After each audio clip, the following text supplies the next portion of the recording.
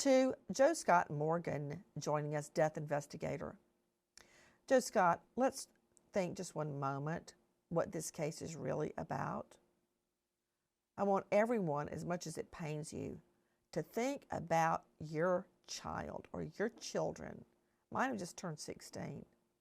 But it seems like I blinked my eye because it feels like they're about 7 or 8 years old. That's the age of one of these victims, 8 years old and 11. Joe Scott, what did these boys endure before they were pronounced dead? I think that in my estimation, they would have suffered massive blunt force trauma. Now, as far as the level of suffering, I can only hope that it was minimal, but it would have been something that if they had survived, one obviously did for a time, it would, and unless they're, and this is the hope that I have, as horrible as it sounds, I hope that they were unaware that their life was slipping away because they were in an unconscious state. But they say that every cloud has a silver lining. Nancy, in this case, is about not this woman and not her wealthy surgeon husband and not the baseball players, about these babies. And the key here, I'm and I still think, waiting to hear the silver lining in this well, case. I'm getting there, and the justice is going to come in that in their absence, these kids are going to bear witness in that courtroom because I think that a lot of the forensic evidence that's going to be tied up in here. Remember all the sleight of hand that's going on with saying it was another vehicle and all this nonsense. The trace evidence, perhaps, that is left behind on their little fractured, broken bodies is going to tell the tale. And also the degree to which they were harmed. When you start talking about blunt force trauma that is meted out by a motor vehicle being driven by someone that is out of their mind under alcohol, at this level of force, you're going to hear about the extent of these injuries. You're also going to hear about trace evidence that may have come from that car and wound up on their little bodies like chipped paint. And maybe some of their biological samples will be left in the grill of that car, things like hair, blood, skin. And we recover all this stuff all the time at car accidents.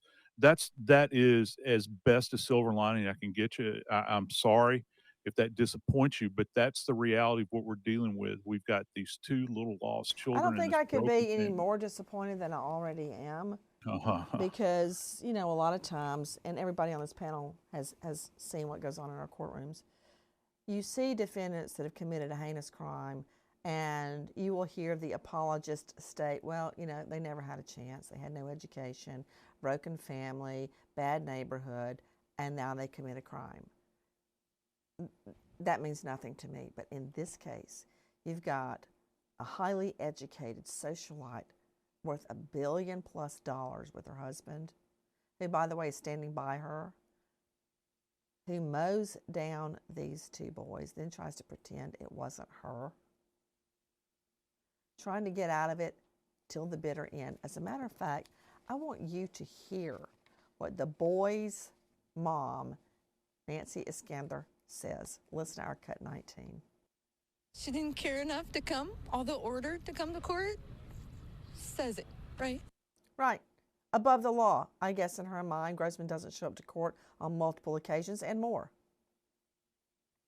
At least I need to stop having to come to court, stop hearing updates, and be able to take care of myself and my surviving children, let alone my broken child who saw both his brothers die in front of his very eyes.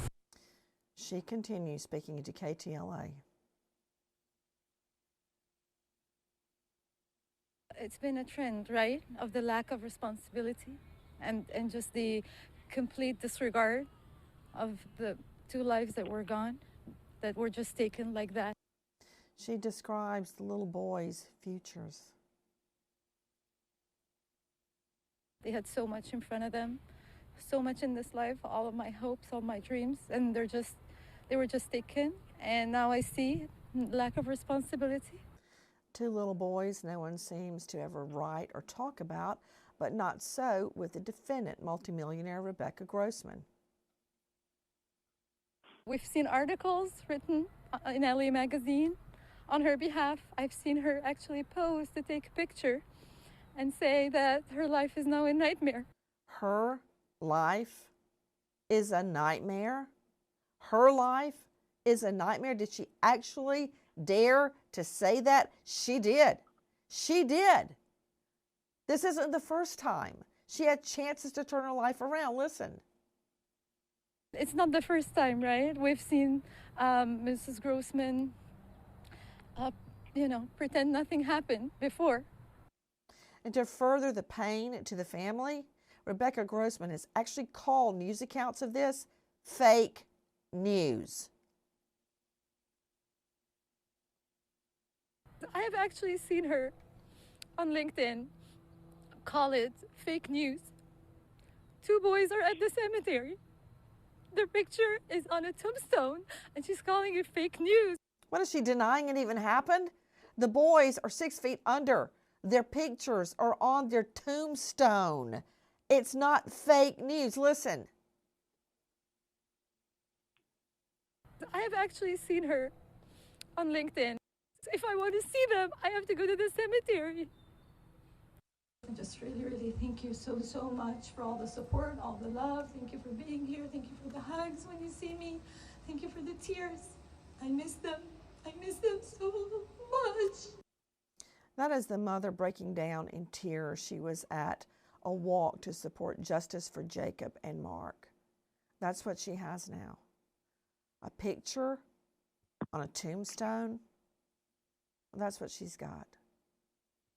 We wait as justice unfolds.